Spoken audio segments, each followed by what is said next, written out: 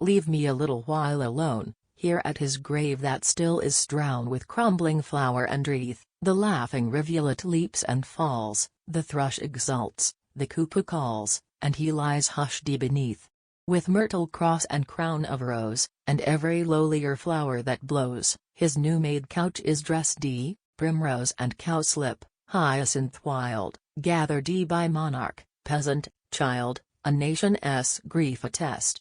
I stood not with the mournful crowd that hither came when round his shroud pious farewells were said. In the famed city that he saved, by minaret crowned, by billow laved, I heard that he was dead. Now o'er his tomb at last I bend, no greeting get, no greeting tend, who never came before unto his presence, but I took, from word or gesture, tone or look, some wisdom from his door.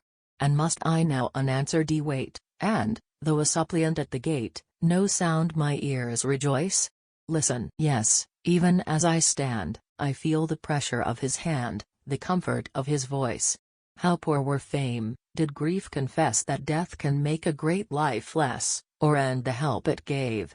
Our wreaths may fade, our flowers may wane, but his well-ripened deeds remain, untouched above his grave.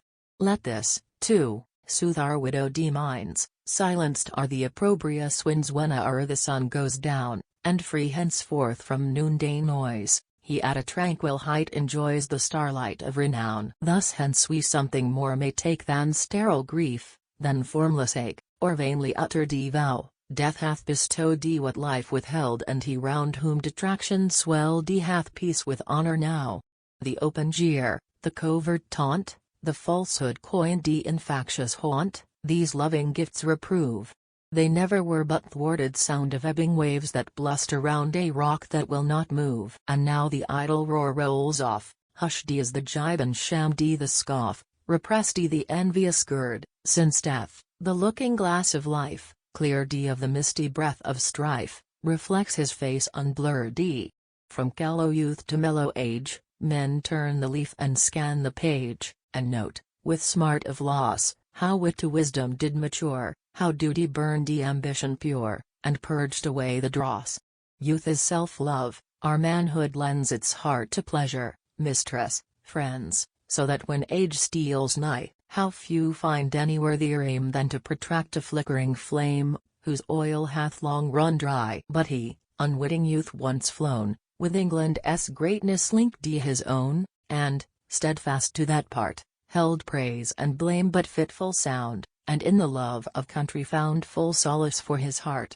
Now in an English grave he lies, with flowers that tell of English skies and mind of English air, a grateful sovereign decks his bed, and hither long with pilgrim tread will English feet repair.